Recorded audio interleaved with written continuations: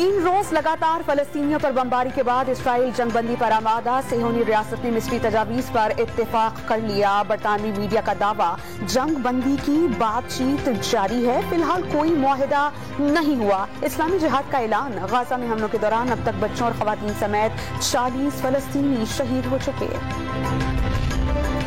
وزیر اعظم نے شہداء کی قربانیوں کی توہین اور مذاق اڑانے کی سوشل میڈیا مہم خوفناک قرار دے دی. خود پسندی سیاسی بیانیہ نفرت انگیز تقریر کو ہتھیار بنا دیتا ہے.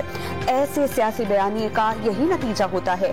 سیاسی بیانیے نوجوانوں کے ذہنوں کو زہر آلود کر رہے ہیں. ہم کس راہ پر چل رہے ہیں؟ شہباز شریف کا سوال.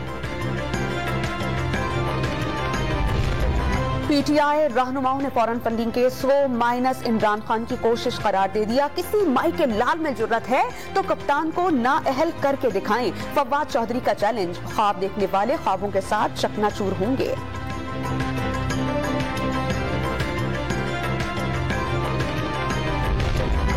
تحریک انصاف نے پنجاب کے 2 نائب صدور کی تقرری کر دی. طارق ثنا بازوار اعظم خان نیازی وسطی پنجاب کے نائب صدور مقرر. تقرریوں کا نوٹیفیکیشن جاری.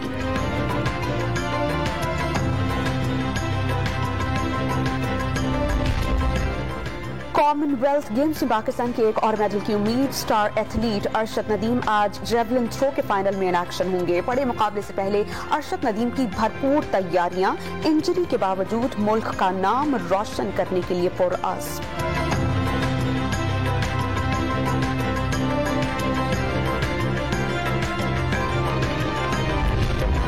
اور چھٹیوں کے دوران شہریوں کی بڑی تعداد نے مری کا رخ کر لیا. مال روڈ پر سیاحوں کا ہجوم.